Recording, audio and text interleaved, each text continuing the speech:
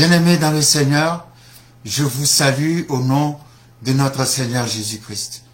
Je rends grâce à Dieu de ce qu'il nous donne encore une occasion pour pouvoir parler de lui, pour pouvoir nous édifier les uns les autres au travers de sa parole. Et c'est toujours une grande joie de participer à cela.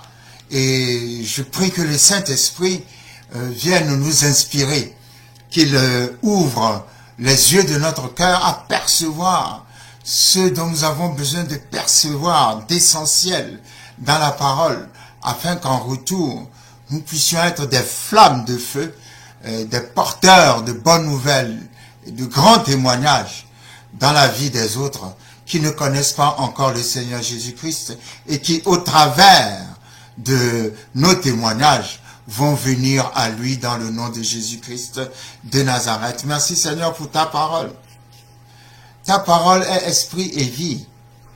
Ta parole est une lumière sur nos sentiers. Ta parole est une lampe à nos pieds. Nous te rendons grâce pour ta parole. Tu es la parole.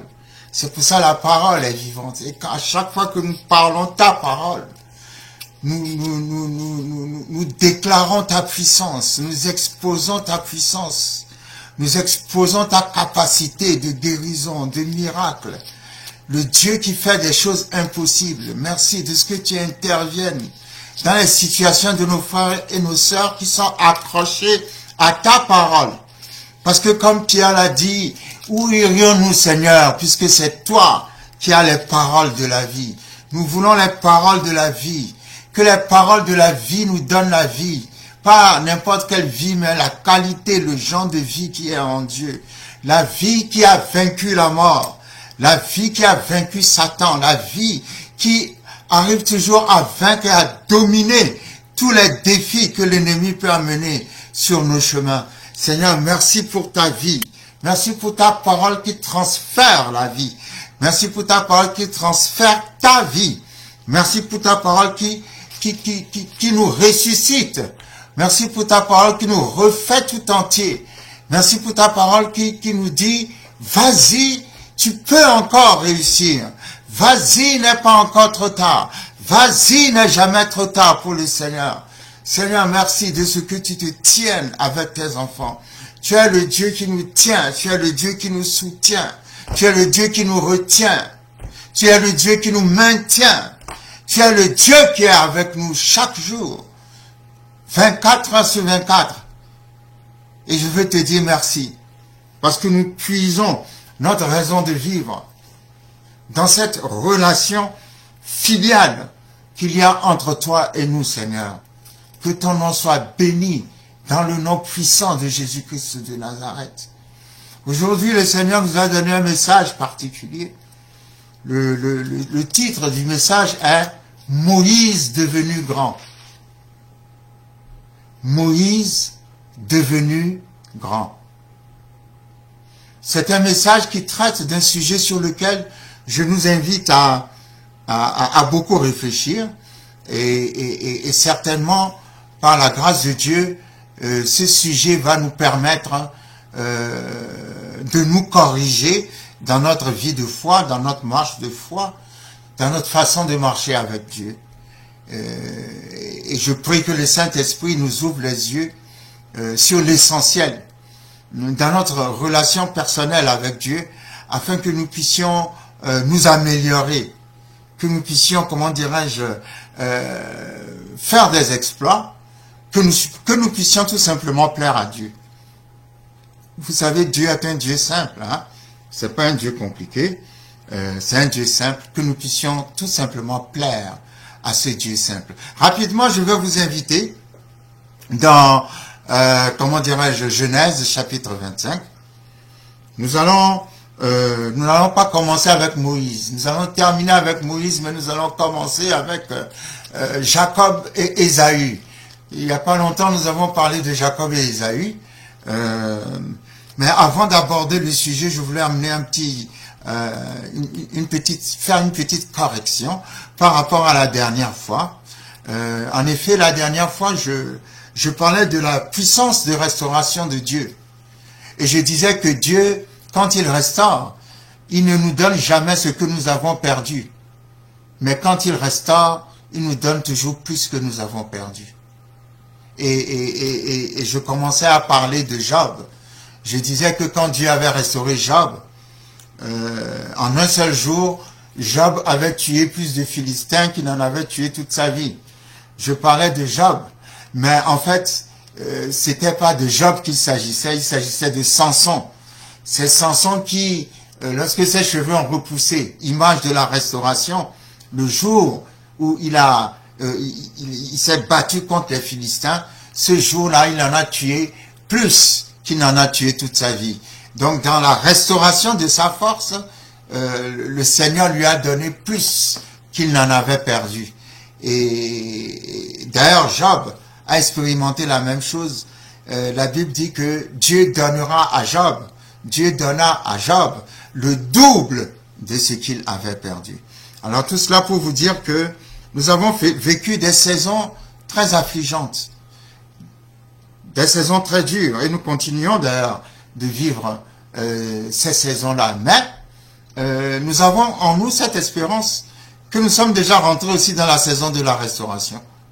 Et que le Seigneur va nous refaire, et est en train de nous refaire tout entier. Et j'ai cette assurance-là, que tout ce que l'ennemi nous a pris, le Seigneur va nous le restaurer au double, au centuple, autant de fois qu'il veut. Mais nous n'allons pas retrouver ce que nous avons perdu, nous allons retrouver plus que nous avons perdu.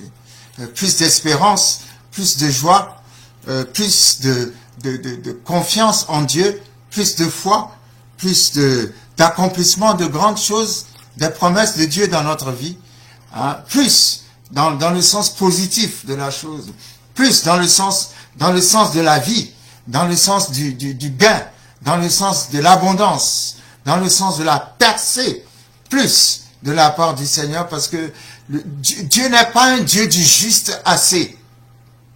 Il n'est pas le Dieu qui donne juste assez, mais plus qu'assez. Alors que le Dieu du plus qu'assez te visite. Alors qu'il te restaure, qu'il pense tes blessures. Alors qu'il rebâtit des espérances nouvelles. Qu'il te donne plus qu'assez. Dans le nom puissant de Jésus. Nous revenons à Genèse 25. Je disais que nous allons parler de Jacob et Ésaü. Donc, les jumeaux Jacob et Ésaü étaient nés pour leurs parents Rebecca et Isaac.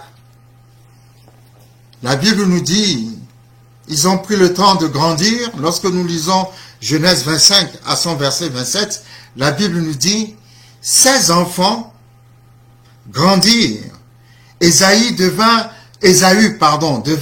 un habile chasseur, un homme des champs, mais Jacob fut un homme tranquille qui restait sous les tentes.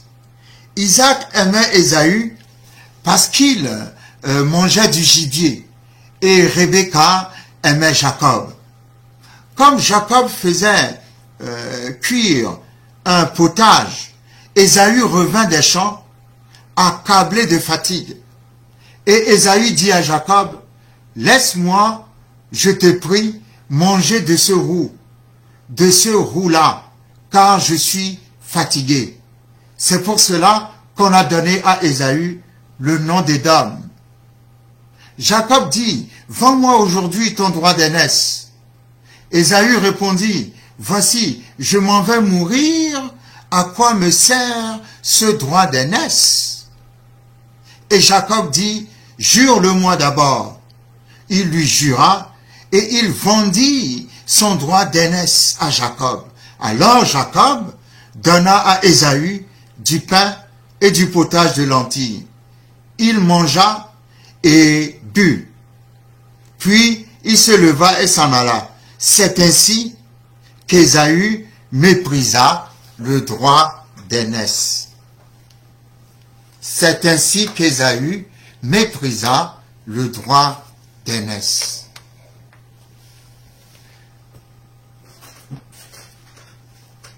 Ésaü revenait de la chasse.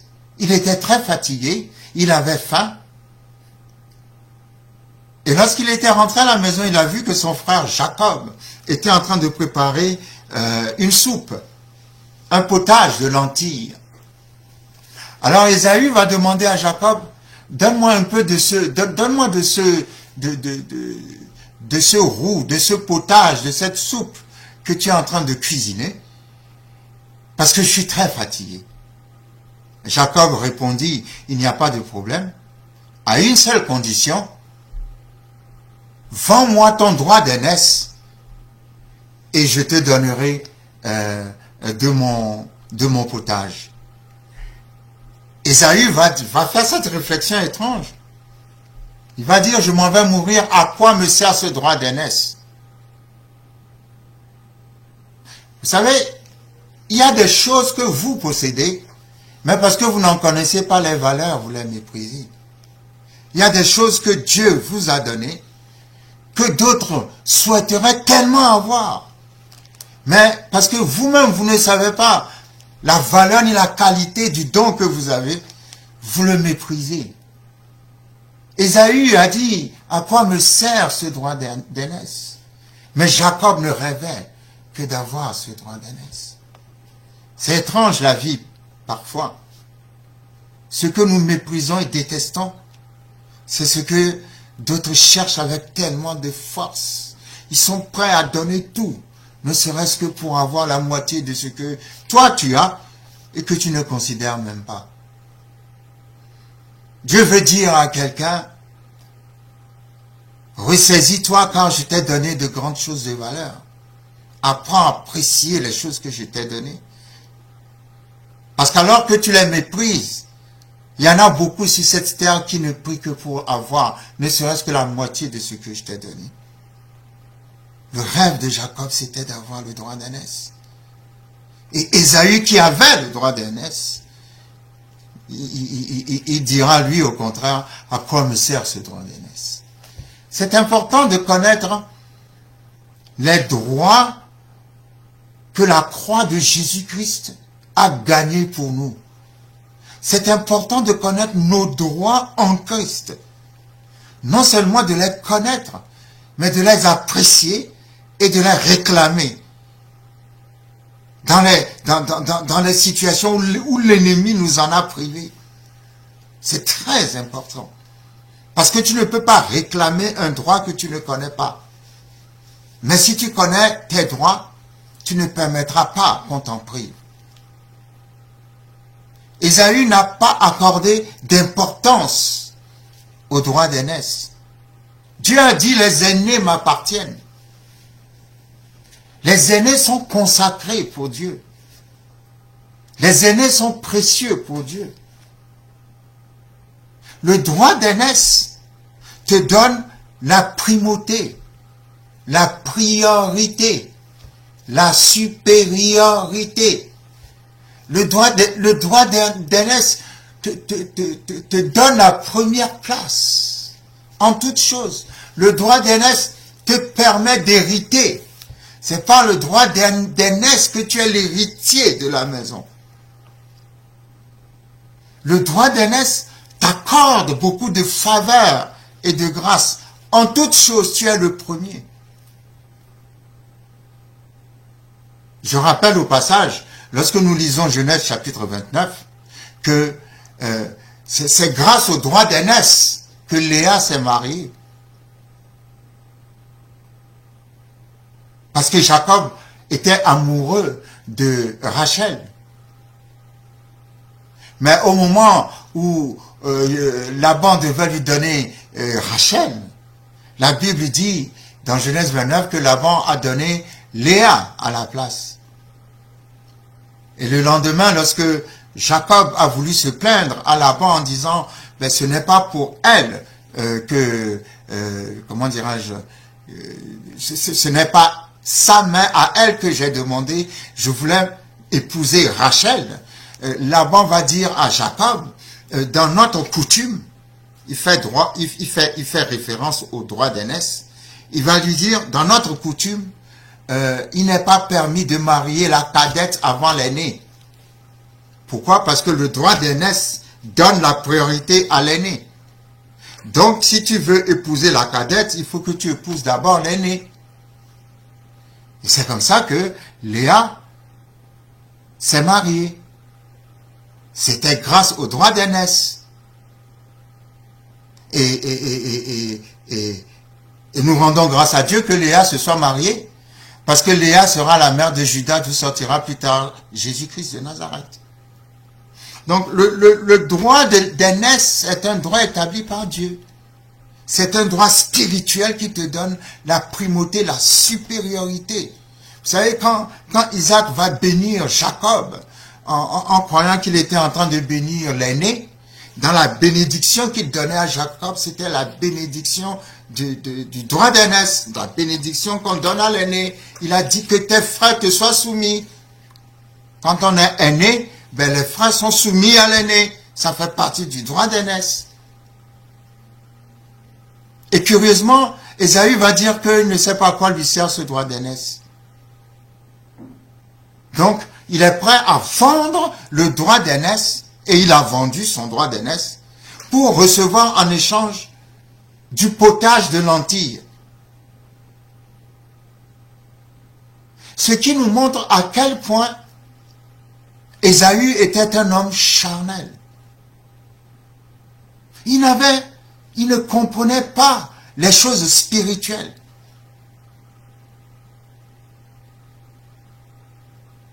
Parce que quand on comprend les choses spirituelles, on comprend qu'on ne peut pas vendre quelque chose qui est spirituel pour recevoir quelque chose qui est matériel.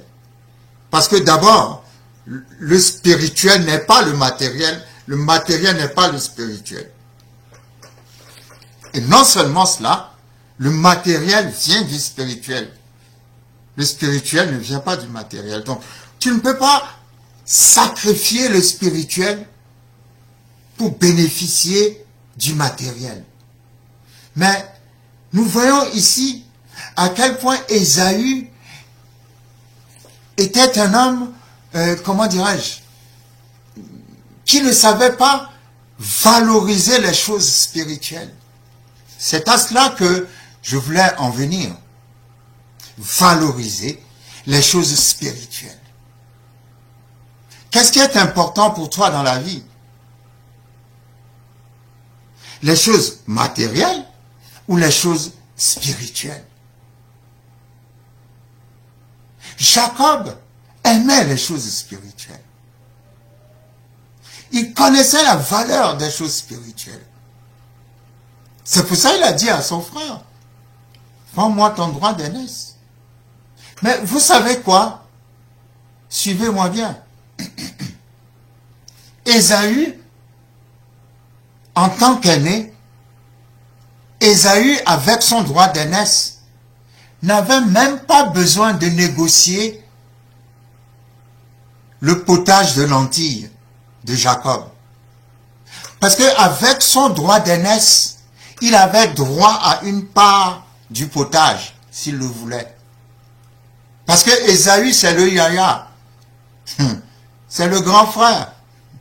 C'est l'aîné. Lorsque tu as un cadet ou une cadette dans la famille, que l'aîné vient te demander quelque chose, il ne négocie pas. Parce qu'il est l'aîné, tu es obligé. Par politesse, tu es obligé de lui donner ce qu'il te demande, parce qu'il est ton aîné.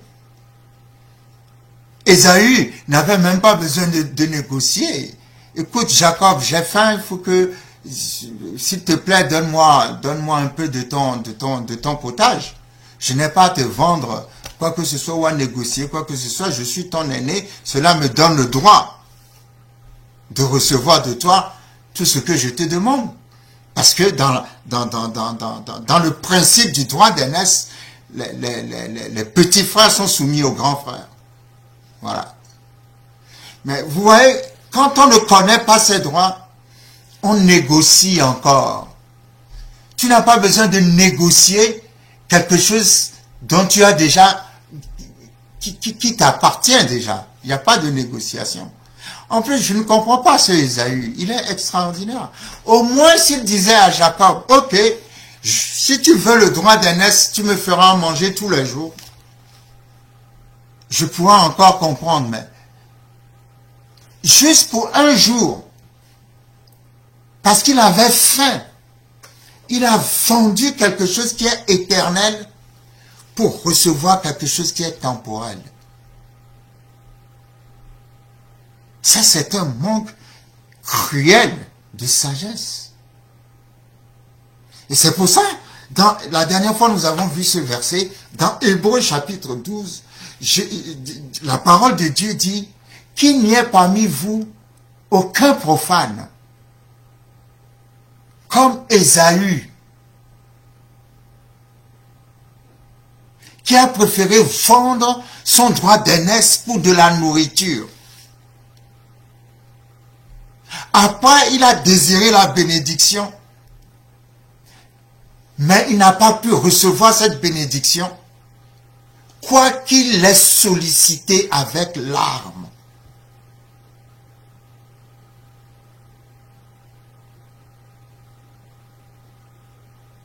C'est curieux parce que quand vous lisez l'histoire, quand vous voyez comment Jacob s'est déguisé pour prendre la bénédiction d'Ésaü, la bénédiction que Isaac voulait donner à Ésaü, vous vous dites, mais le Seigneur aurait pu empêcher ça. Mais le Seigneur ne pouvait pas l'empêcher parce que Ésaü lui-même a vendu son droit d'aînesse. Comme la porte était ouverte, le Seigneur ne pouvait plus rien faire.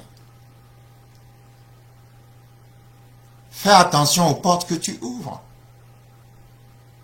Fais attention aux portes que tu ouvres. Ne vends pas ton droit d'aînesse. Ne vends pas ton droit d'aînesse. Tu peux tout perdre dans ta vie, mais ne vends pas ton droit d'aînesse. Parce que si tu vends ton droit d'aînesse, tu as vendu ta bénédiction. Et c'est ce qui s'est passé. Romains chapitre 9, Dieu dit, j'ai aimé Jacob et j'ai haï Ésaü. Pourquoi? J'ai aimé Jacob tout simplement parce que Jacob aime les choses spirituelles. J'ai aimé Jacob parce que Jacob aime la bénédiction. Et j'ai haï Ésaü parce que Ésaü méprise les choses spirituelles et rejette les choses spirituelles.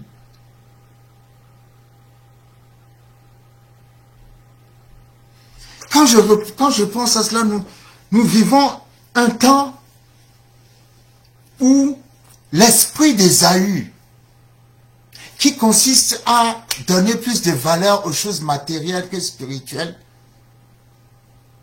est en train de régner. Et il faut faire attention. Nous sommes dans une société où l'esprit d'Ésaü est en train de prendre le dessus.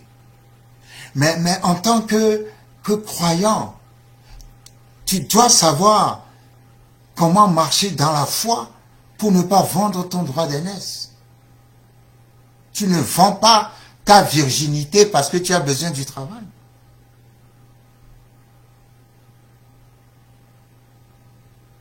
Il y a des choses qu'on ne vend pas dans la vie. Parce que c'est ça qui fait ta dignité.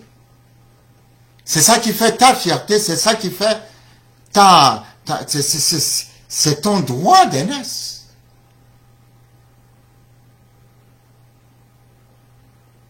Ésaü avait tellement faim qu'il ne pouvait pas mépriser la pression du moment.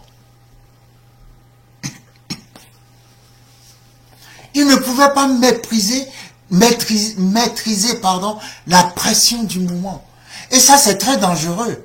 Un leader qui ne sait pas se maîtriser ne peut pas être au pouvoir. Je répète. Un leader qui ne sait pas se maîtriser ne restera pas au pouvoir. C'est très important, la maîtrise de soi. Parce que tu as faim à cause d'un plat de lentilles, tu vends la bénédiction de Dieu. Parce que tu ne pouvais pas te maîtriser.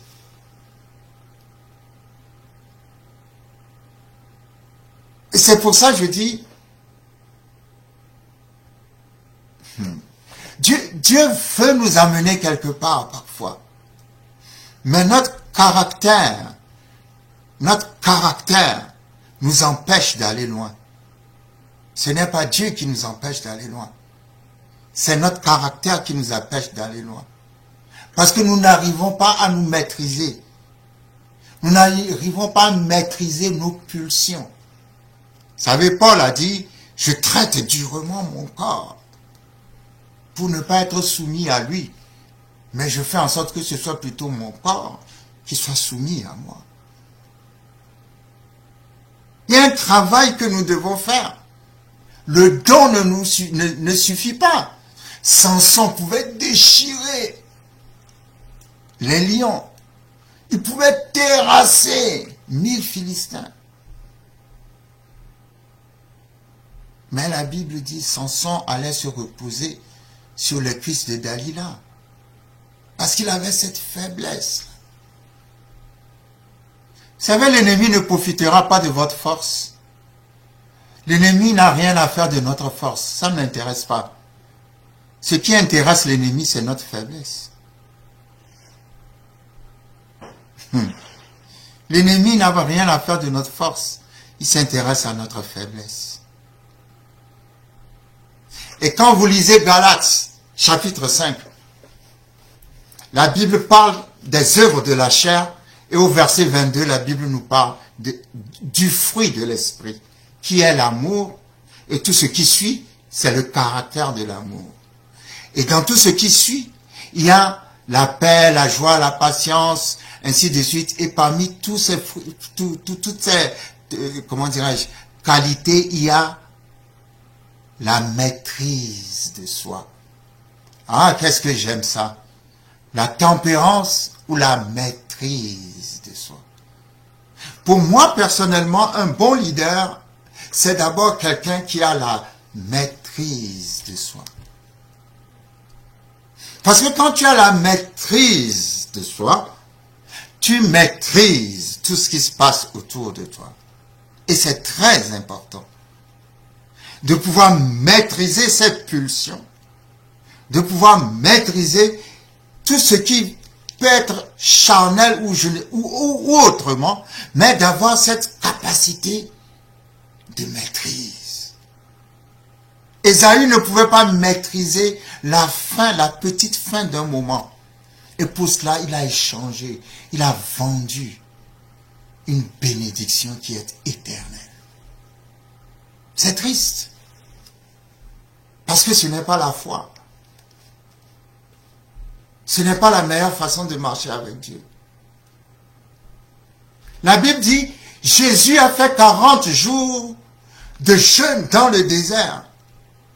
Vous imaginez, 40 jours. Le diable n'est pas venu le voir le premier jour, ni le deuxième.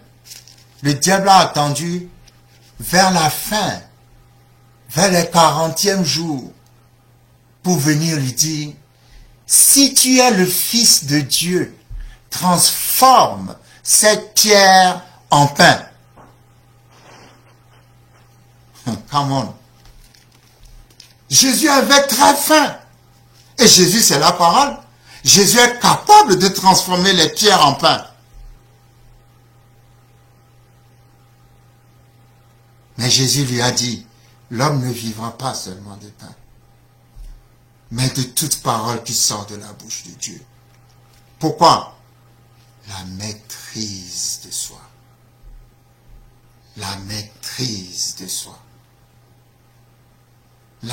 S'il y a un fruit de l'esprit pour lequel je prie beaucoup personnellement, c'est la maîtrise de soi. J'ai beaucoup de difficultés dans ce domaine.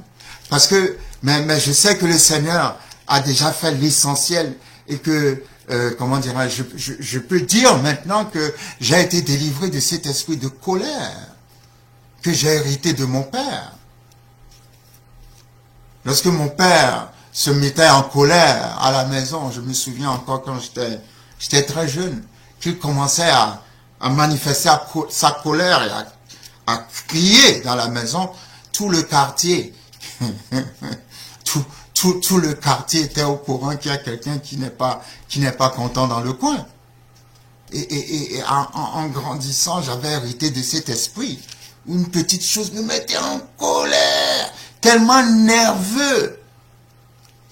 Mais c'est un esprit qu'il faut chasser. C'est un esprit qui combat. C'est pour ça que j'ai cette admiration pour la maîtrise de soi. Parce que celui qui a vaincu l'esprit de colère, c'est quelqu'un qui a la maîtrise de soi. Et je prie que le fruit de l'esprit, qui s'appelle la maîtrise de soi, soit en partage. Les leaders ont besoin de cet esprit-là. Ont besoin de porter ce fruit-là. La maîtrise de soi.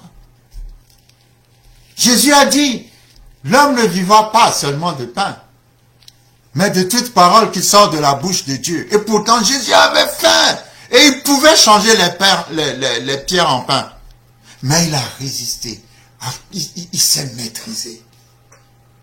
Come on. Que le Seigneur nous donne cette capacité de nous maîtriser. Nous en avons vraiment besoin. Nous en avons vraiment besoin. Et quand vous lisez Matthieu 4 ou Luc 4, la Bible dit, après avoir tout fait, après avoir tenté Jésus, la Bible dit, Jésus a résisté au diable en citant la parole de Dieu. Et la Bible dit, alors le diable le laissa. Et les anges vinrent pour le servir. Alors le diable le laissa et les anges vinrent le servir. Luc 4 ou Matthieu 4. Bon, nous n'avons pas beaucoup de temps pour aller dans tous les versets. Mais écoutez ce que la parole dit. Le diable le laissa. Le diable va te laisser si tu lui résistes. Et les anges sont venus le servir. Le verbe servir dans ce verset, en grec, signifie servir comme on sert dans un restaurant. C'est-à-dire que Jésus n'a pas obéi au diable. Il n'a pas fait ce que le diable lui disait en changeant les pierres en pain. Et pourtant, il pouvait le faire. Et il avait faim. Mais pas soumission à son père. Il a résisté au diable. Alors le diable le laissa et les anges sont venus avec du pain. Les anges sont venus avec la nourriture. Lorsque tu résistes à l'ennemi, après, l'ennemi va te laisser et Dieu enverra les anges pour te servir. Ah, come on! Je dis à quelqu'un, ne te décourage pas. Tu es presque arrivé. Je te vois déjà arriver. Et le Seigneur te dit, résiste encore. Parce que le temps de la récompense n'est pas loin. Je suis Jéhovah Gomorrah. Jéhovah Gomorrah, c'est le nom du Dieu qui donne des récompenses.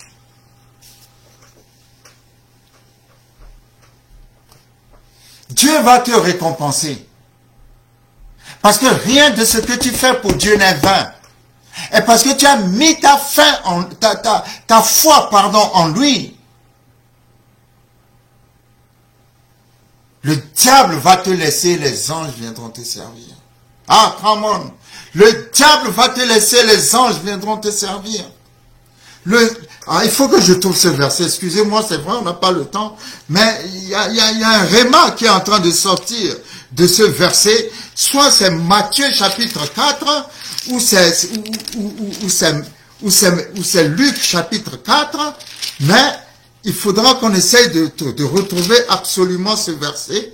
Excusez-moi, mais ça arrive lorsqu'on prêche que certains versets viennent, comment dirais-je, se manifester comme ça alors que vous n'y avez pas pensé au départ. Donc,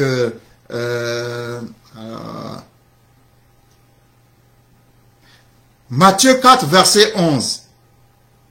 Alors le diable le laissa, et voici des anges vinrent auprès de Jésus et le servaient. Oh, come on. Matthieu 4, verset 11. Vous allez voir.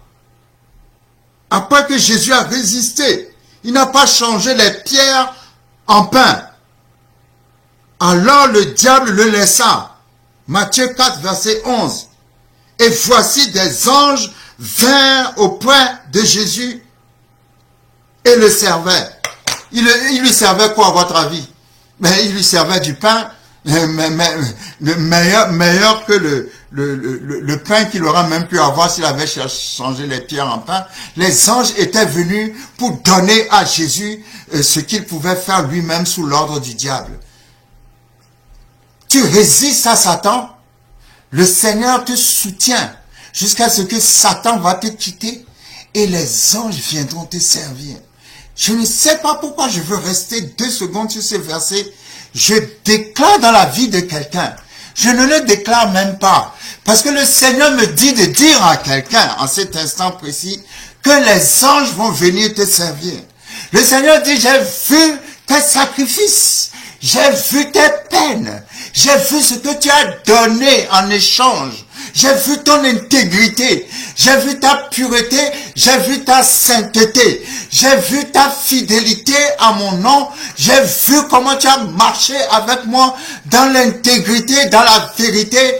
Mes anges vont venir te servir. Mes anges vont venir te servir. Mes anges vont venir te servir. Ne vends pas ton droit d'aînesse. Résiste. C'est juste une saison. Et cette saison va passer. Cette saison va passer. La Bible dit, Naomi et sa famille ont quitté Bethléem. Bethléem signifie la maison du pain. Mais un jour, le pain finit dans la maison du pain. Mais ce que je dis toujours, si c'est la maison du pain, alors un jour le pain reviendra dans sa maison. Mais eux, ils ont quitté la maison du pain. Parce que le pain était fini dans la maison du pain. C'était la famine. Naomi et son mari sont partis avec leurs 2 garçons à Moab. Arrivés à Moab, les 2 garçons sont morts, le mari est mort. Naomi s'est retrouvée toute seule. Vous savez, il ne faut pas marcher selon les circonstances. Il faut marcher selon la parole. On ne quitte pas la maison du pain. Si c'est la maison du pain. Ah, on ne va pas rentrer dans cette révélation. Come on. Si c'est la maison du pain, alors le pain reviendra dans la maison. Le pain revient. Je dis à quelqu'un aujourd'hui, n'aie pas peur. Ce n'est qu'une saison qui est en train de passer. Le pain reviendra dans sa maison.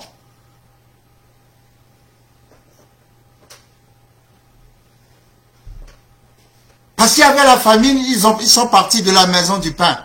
Et ils sont arrivés dans un endroit où la mort a sévi, la mort a détruit la famille. Naomi s'est retrouvée toute seule à Moab. Et c'est là où Ruth va s'accrocher à elle. Mais quand vous lisez l'histoire de Naomi, de Ruth, et l'histoire de Naomi, bien sûr, dans le livre de Ruth, la Bible va dire quelque part, Naomi a entendu que le pain est revenu à Bethléem. Alors, elle a décidé de retourner à Bethléem. Vous savez, vous n'êtes pas obligé de marcher selon les circonstances. Il y a des circonstances qui sont dures, mais vous devez rester dedans. Come on. Parce que la dureté de cette situation va passer. S'ils étaient restés dedans, le mari de Naomi n'allait pas mourir, ses 2 fils n'allaient pas mourir. On ne se précipite pas pour prendre des défis, on se précipite. Non, non, non, non. La maîtrise de soi. Et on laisse l'esprit parler. L'esprit s'exprimer. L'esprit nous dit, d'ailleurs, Genèse 26, la famine s'est déclenchée, tout le monde déménageait en Égypte, et Dieu a dit à Isaac, toi tu ne déménages pas, tu restes dans la famine. Voilà. Et c'est dans la famine que Isaac a eu la plus grande prospérité de sa vie. Dans la famine. Dans la famine. Donc, ne suis pas les circonstances. Ne vends pas ton droit d'aînesse. Reste fidèle à Dieu. C'est très important. Ne soyons pas comme Ésaü, qui est prêt à vendre ce qui est spirituel parce qu'il avait Il avait faim. Il avait tellement faim. Et il ne pouvait pas maîtriser cette faim. Dieu peut te donner un grand don. Mais si tu ne sais pas te maîtriser, ce don ne profitera pas à la gloire de Dieu. Samson était un homme merveilleux. Mais il n'a pas accompli parfaitement sa mission. Parce qu'il avait une faiblesse qu'il n'a pas su maîtriser. Personne n'est parfait. Hein? Nous sommes tous faibles quelque part. Mais si nous donnons nos faiblesses à Dieu, Paul a dit, quand je suis faible, c'est alors que je suis fort. Parce qu'il a donné sa faiblesse à Dieu. À chaque fois que cette faiblesse veut le maîtriser, la force de Dieu vient le redresser. En cet instant précis, je prie que la force de Dieu te redresse. Que la force de Dieu te redresse. Que l'Éternel enlève toute faiblesse dans ton corps. Tout ce qui est faiblesse dans ton esprit, dans ton âme.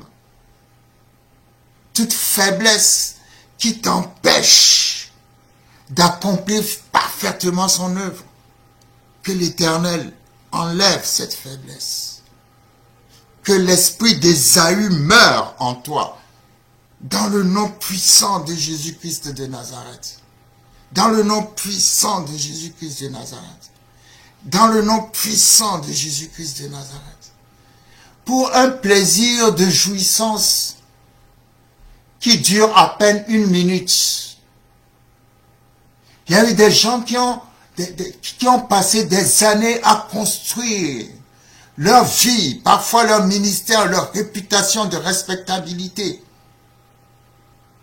Mais pour un plaisir de jouissance d'à peine 1 minute, parce que l'occasion d'adultère s'est présentée, ils ont ruiné plusieurs années de construction. Juste pour à peine 1 minute de jouissance, de plaisir. Ils ont mis la vie de plusieurs années et de réputation, respectabilité par terre. Pourquoi? Parce qu'ils ne pouvaient pas se maîtriser. Ah, dans le nom puissant de Jésus-Christ de Nazareth, tout ce qui est faiblesse en moi, tout ce qui est faiblesse en toi, tout ce qui est faiblesse, dans le nom de Jésus, nous les donnons au Seigneur Jésus ce soir. Ce matin, nous les donnons au Seigneur Jésus. Nous prions, c'est que tu nous donnes ta force, Seigneur, pour maîtriser nos faiblesses, toute faiblesse qui nous amène à l'échec, toute faiblesse qui nous amène à la défaite, toute faiblesse qui fait ruiner des années de construction, des années d'investissement, parce que nous ne pouvons pas maîtriser, que toute cette faiblesse soit maîtrisée maintenant au travers du sang de Jésus-Christ de Nazareth. Que la grâce de Dieu fasse grâce dans la vie de quelqu'un. Que la grâce de Dieu fasse grâce dans la vie de quelqu'un.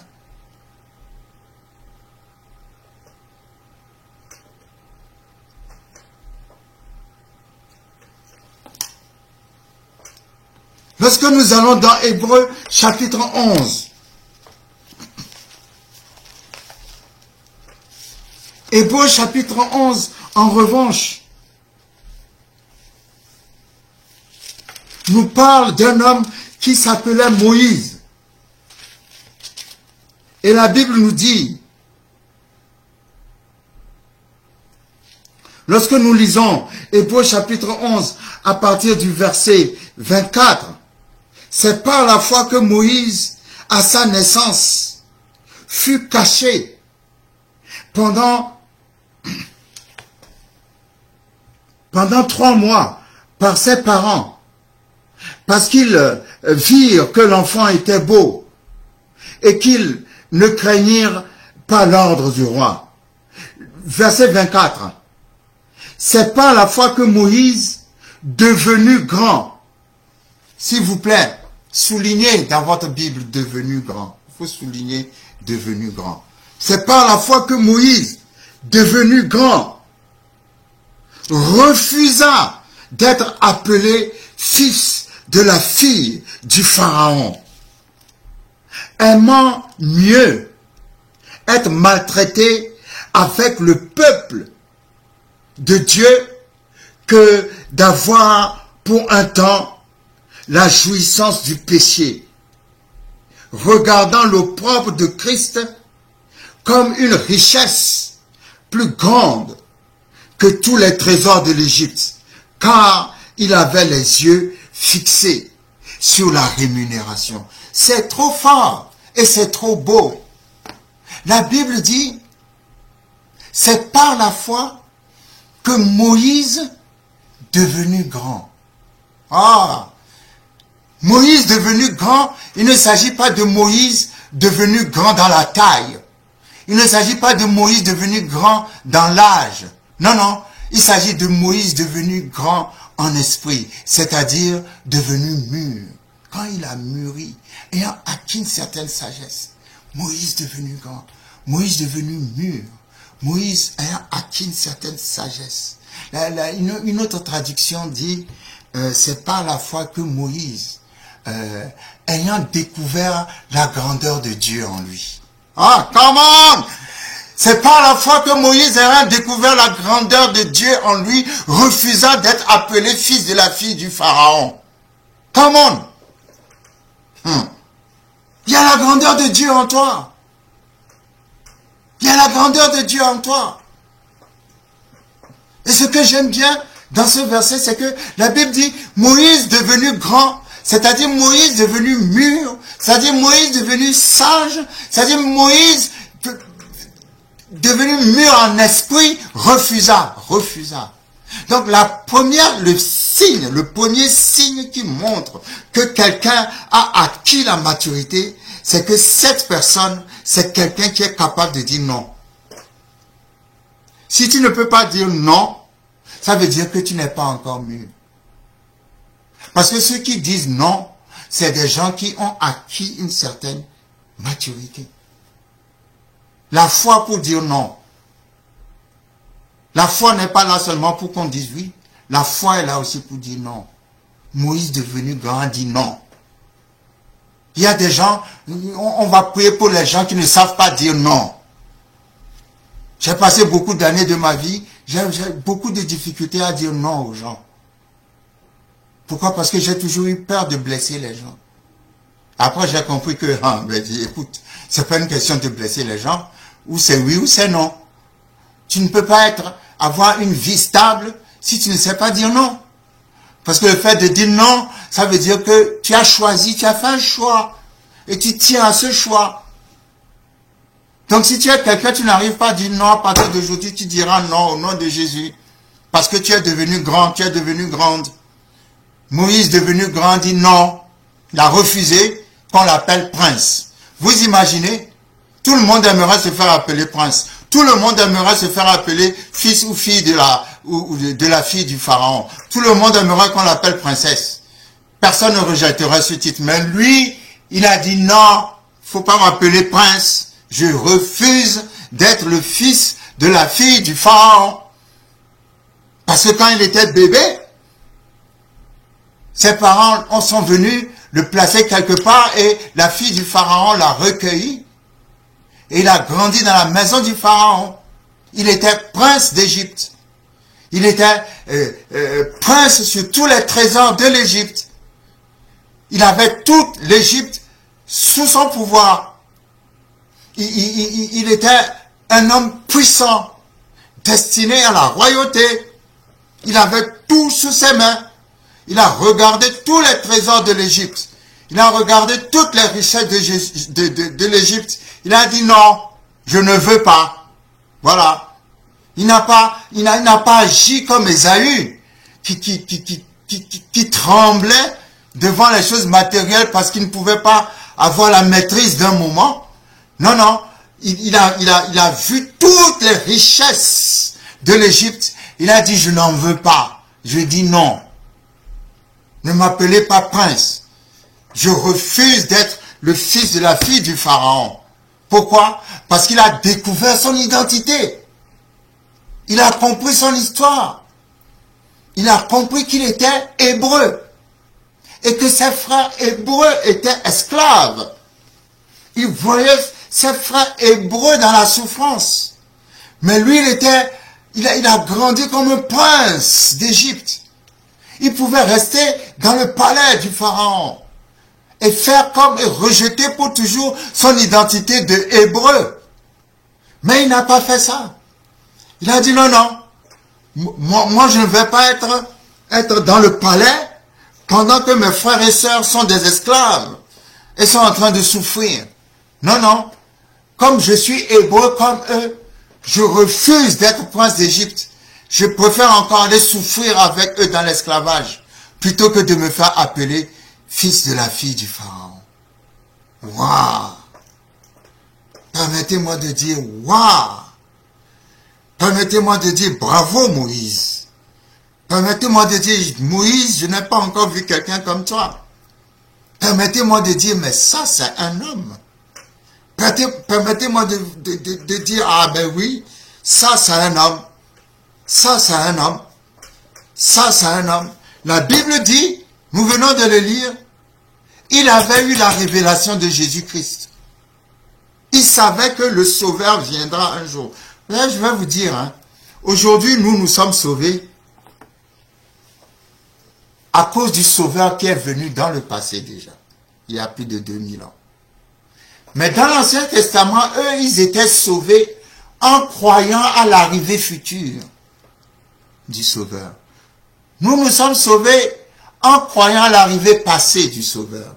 Mais eux, ils étaient sauvés en croyant à l'arrivée future du Sauveur.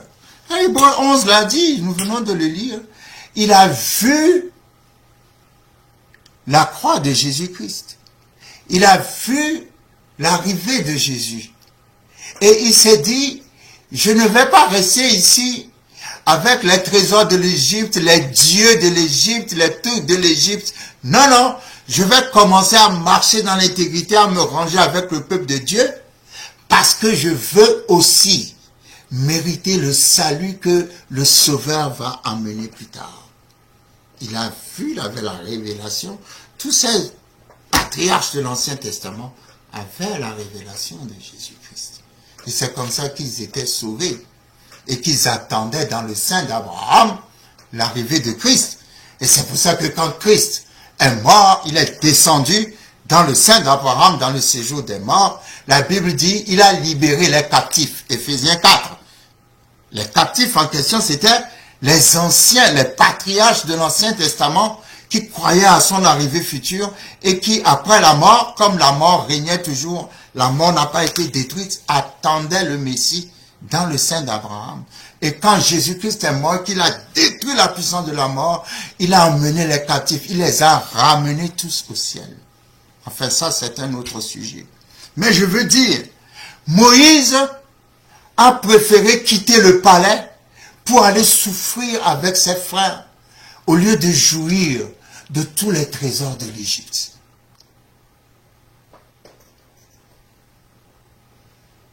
Pourquoi? Parce qu'il savait valoriser les choses spirituelles. Come on. Il n'a pas quitté ses frères pour aller se réfugier dans le palais. Non, non. Il a quitté le palais pour aller rejoindre ses frères. C'est deux choses différentes. La Bible dit, il voyait qu'on maltraitait un de ses frères et il était parti à son secours. Et c'est alors qu'il va tuer l'Égyptien, lui qui était le prince d'Égypte. Et c'est à partir de là qu'il va prendre la fuite et qu'il va aller dans le désert. Parce qu'il va avoir peur que le Pharaon va l'arrêter. Mais Moïse a choisi Dieu. Et ce que je voulais montrer ici, c'est que, vous savez, il y a un temps où devenu grand, tu dois faire ton choix. Il y a un temps où devenu grand, tu dois être toi-même. Sois toi-même. Ne joue pas à un jeu. Sois toi-même. Est-ce que tu es satisfait d'être là où tu es? Est-ce que c'est vraiment ta place? Ou bien tu es là juste parce que tu as un intérêt particulier, pendant que Dieu t'attend ailleurs? Quand Moïse était né dans une période où le pharaon avait sorti une loi en disant que tous les bébés mâles, garçons, hébreux, qui vont naître, les sages-femmes doivent les tuer. Tous les bébés mâles hébreux qui étaient nés étaient voués à la mort. Mais les sages-femmes n'ont pas écouté ce que le pharaon avait sorti comme loi. C'est dans cette période où Moïse était né. C'est pour ça que quand il était né, ses parents l'ont caché 3 mois. Ses parents l'ont caché pour qu'on ne le trouve pas pour le tuer.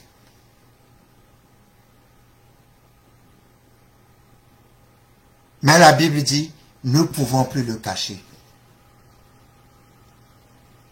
Vous savez, on ne peut pas cacher la gloire de Dieu. La gloire a besoin de sortir pour éclater. Ah, il y a une gloire qui sortira de toi. Ah, je ne sais pas à qui je suis en train de parler aujourd'hui. Mais je dis, une gloire sortira de toi.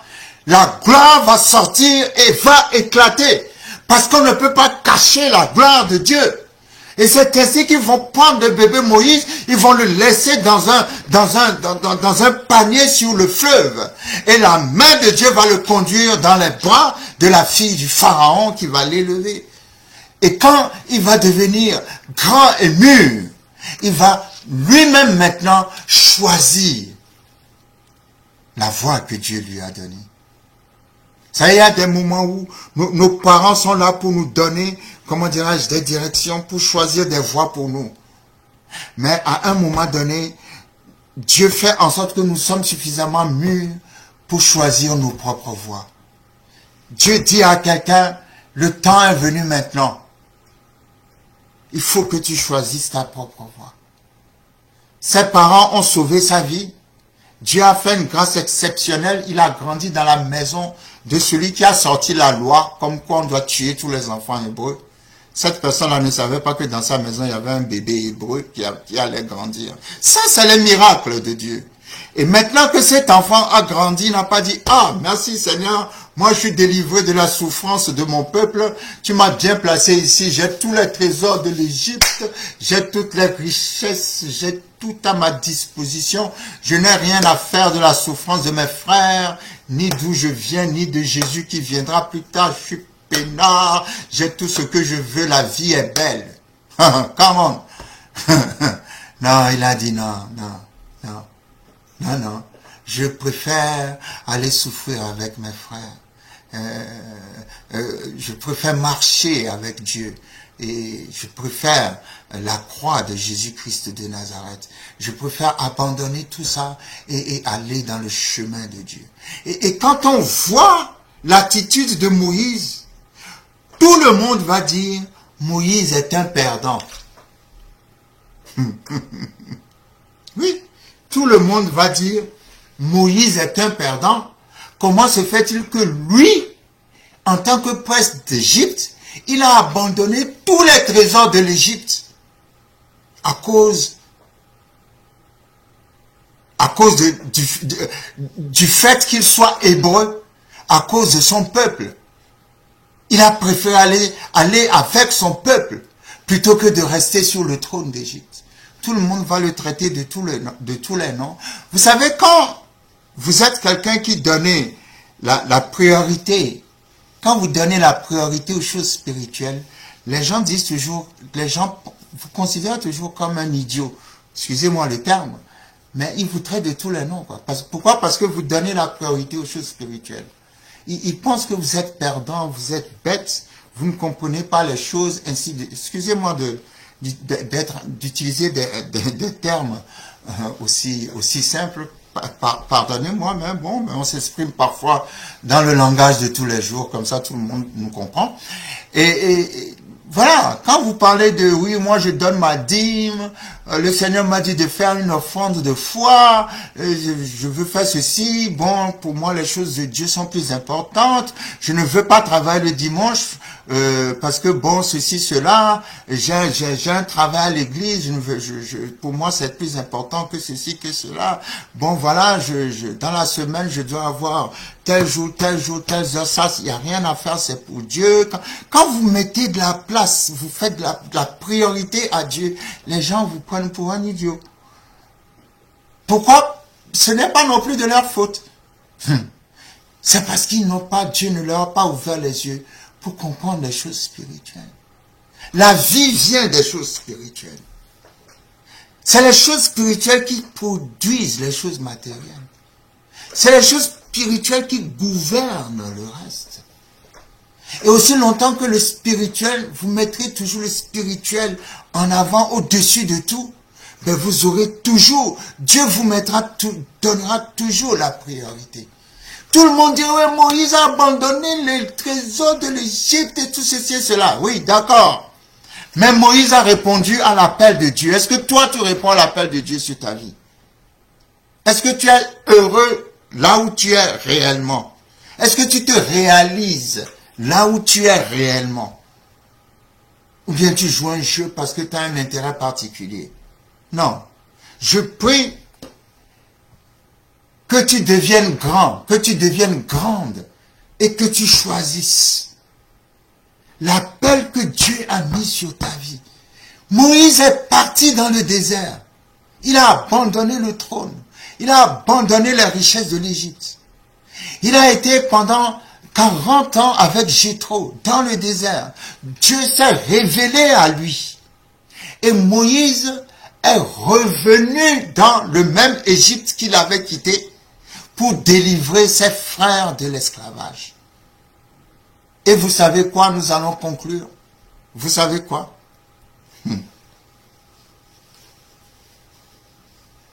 Quand Moïse sortait le peuple hébreu de l'Égypte, les Égyptiens ont donné au peuple hébreu leur or, leurs vêtements et leur argent. Vous savez ce que ça veut dire? Ça veut dire, Moïse a sacrifié les trésors de l'Égypte et a choisi Dieu.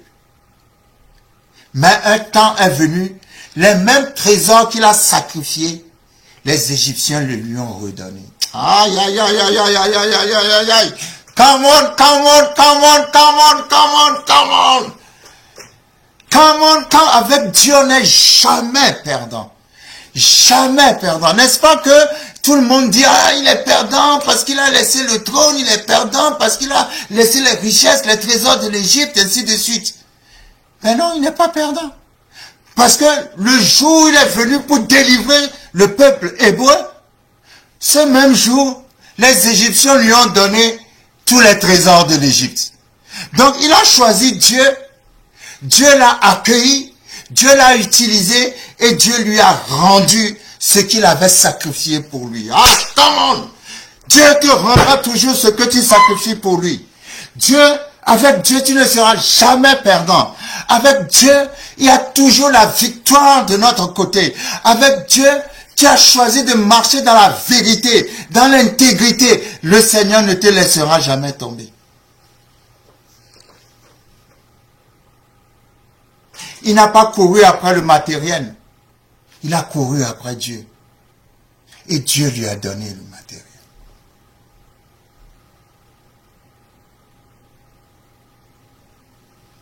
Qu'il n'y ait parmi vous, Hébreux 12, personne qui soit profane comme Ésaü, qui, à cause d'une nourriture, a vendu son droit d'aînesse. Ne vends pas ton droit d'aînesse. Ne vends pas ton droit d'aînesse. Ne vends pas ton droit d'aînesse. En tant que chrétien né de nouveau, tu es l'aîné de ce monde. En tant que chrétien né de nouveau, c'est le monde qui doit être soumis à nous et non nous soumis au monde. Merci Seigneur pour ta parole. Je vais prier la prière que Isaac a priée quand il bénissait Jacob. Parce que cette prière,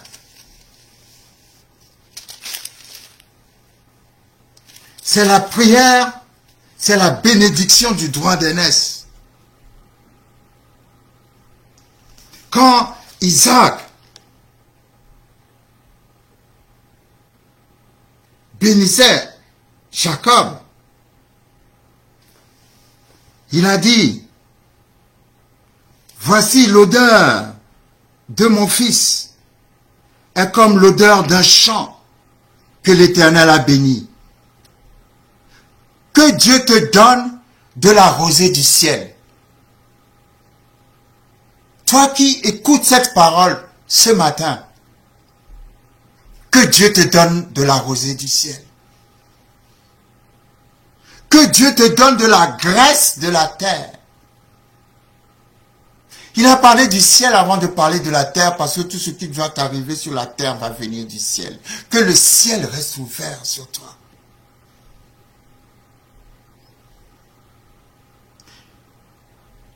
Que Dieu te donne du blé et du vin en abondance.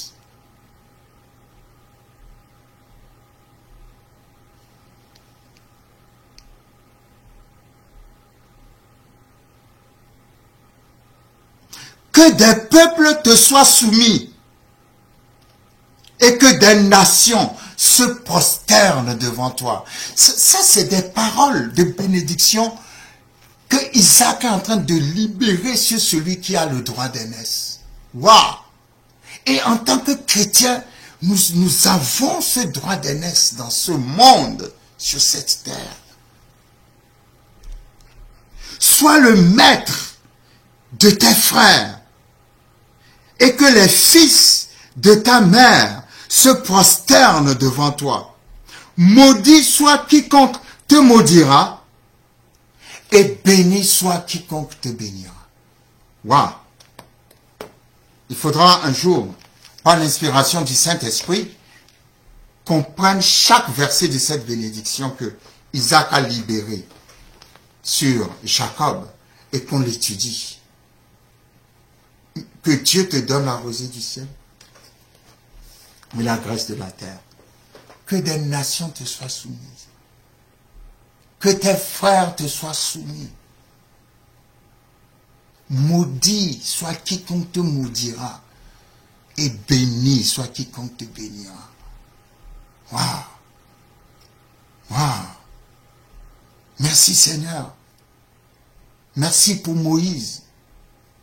Merci pour Moïse qui a choisi les choses spirituelles. Merci pour Moïse qui a choisi Jésus-Christ. Plutôt que de jouir des plaisirs du palais. Come on. Merci pour Moïse qui a choisi le spirituel. Et avec le spirituel, tu lui as donné le trésor de l'Égypte. Merci Seigneur de ce que tu nous donnes cet esprit. Que ton Esprit Saint nous amène à la maturité qu'il faut pour dire non. Que ton Esprit Saint nous amène à la maturité qu'il faut pour dire non. Que ton Esprit Saint nous amène à la maturité qu'il faut pour dire non. Non à l'esprit d'Ésaü. Car c'est par la foi que Moïse, devenu grand, refusa d'être appelé fils de la fille du Pharaon. Merci Seigneur. Merci Seigneur pour une génération qui refuse l'esprit d'Ésaü. Merci pour une génération qui refuse l'esprit de pression. Qui refuse la pression que le monde peut vouloir mettre pour que la génération qui croit en toi puisse marcher dans la corruption. Cela n'arrivera pas au nom puissant de Jésus. Mais toi, tu es le Dieu des miracles. Fais des miracles dans la vie de tes enfants. Fais des miracles dans la vie de tes enfants. Nous n'avons pas besoin de passer par la corruption. Nous n'avons pas besoin de faire des négociations bizarres pour y arriver. Non. Dieu est pour nous un refuge et un appui, un secours qui ne manque jamais dans la détresse. Tu es capable de mettre des chemins là où il n'y a pas de chemin. Pour ceux qui ont choisi de marcher dans l'intégrité, avec toi, tu as dit à Abraham, sois intègre et marche devant ma face. Parce que nous sommes intègres et nous marchons devant ta face. Ouvre les portes nécessaires à ceux qui en ont besoin. Ouvre les portes de la bénédiction, Seigneur. Ouvre, Seigneur, les portes. Que les barrières tombent. Que les barricades tombent. Que les murailles de Jéricho tombent. Merci, Seigneur, parce que tu envoies tes enfants dans des territoires nouveaux. Dans des territoires nouveaux. Dans des territoires nouveaux. Tu es le Dieu de la promotion. Tu es le Dieu de la promotion. Tu es le Dieu de la promotion. Nous ne sommes pas obligés de passer par les mêmes systèmes pour être bénis. Non, non, non. Nous sommes tes enfants. Par d'autres systèmes, tu nous feras passer. Le système de la foi, le système du miracle, le système de l'intégrité, le système de la droiture, le système de la foi en toi, Seigneur. Par ce système, nous gagnerons dans ce monde. Au nom puissant de Jésus-Christ de Nazareth, je veux, Seigneur, que tu mettes ce courage dans le cœur de quelqu'un. Dans le cœur de quelqu'un. Dans le cœur de quelqu'un.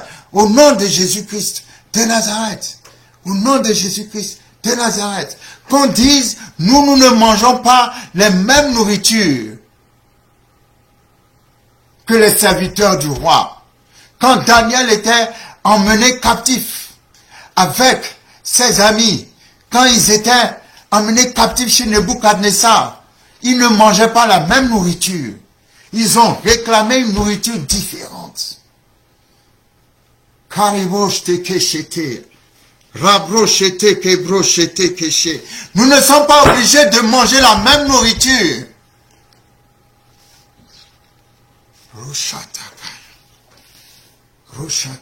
Notre nourriture s'appelle la parole de Dieu. Notre nourriture s'appelle Jésus-Christ de Nazareth. Notre nourriture s'appelle l'intégrité. Notre nourriture s'appelle la foi. Dieu est un Dieu de miracles. Dieu est un Dieu de miracles. Dieu est un Dieu de miracles. Dieu est un Dieu de miracles. Dieu est un Dieu de miracles. Je prends autorité sur tout esprit d'Ésaü. Je prends autorité sur tout esprit de corruption. Je prends autorité sur tout esprit de matérialisme. Je prends autorité sur tout amour de l'argent. Je prends autorité sur tout esprit de détournement financier. Je prends autorité sur tout esprit de séduction financière. Au nom puissant de Jésus, je prends autorité sur tous ces esprits. Je déclare dans le nom de Jésus, par le sang de l'agneau de Dieu, nous ne mangeons pas la même nourriture. Notre Dieu est puissant. Notre Dieu est capable. Notre Dieu est puissant. Notre Dieu est capable. Il ouvrira la porte. Il ouvrira la porte. Il ouvrira la porte. Dans le nom puissant de Jésus. Dans le nom puissant de Jésus. Dans le nom puissant de Jésus. Dans le nom puissant de Jésus. Dans le nom puissant de Jésus. Dans le nom puissant de Jésus. Dieu ouvre la porte. Dieu ouvre la porte. Dans le nom de Jésus. Il a dit, je suis celui qui ouvre et personne ne peut fermer. Et je suis celui qui ferme et personne ne peut ouvrir. Merci pour le Dieu qui ouvre et qui ferme. Merci pour le Dieu qui a dit, je suis la porte. Je suis la porte. Je suis la porte. Je suis la porte. Je suis la porte. Seigneur, tu es la porte. Et si tu es la porte, il n'y a plus de limitation. Si tu es la porte, tu n'es pas fermé. Si tu es la porte, tu es ouverte pour tes enfants. Tu es ouverte pour tes enfants. Dans le nom de Jésus. Dans le nom de Jésus. Merci pour la grâce dans la vie de tes enfants. Merci pour la grâce dans la vie de tes enfants. Merci pour la grâce dans la vie de tes enfants. Au nom de Jésus. Au nom de Jésus. Que ta grâce pourvoie nos besoins. Que ta grâce pour voir nos besoins. Que ta grâce pour voir nos besoins. Que ta grâce pour voir nos besoins. Dans le nom de Jésus. Dans le nom puissant de Jésus-Christ de Nazareth. Que le Seigneur vous bénisse et à très bientôt. Merci pour votre fidélité. Merci. Soyez bénis.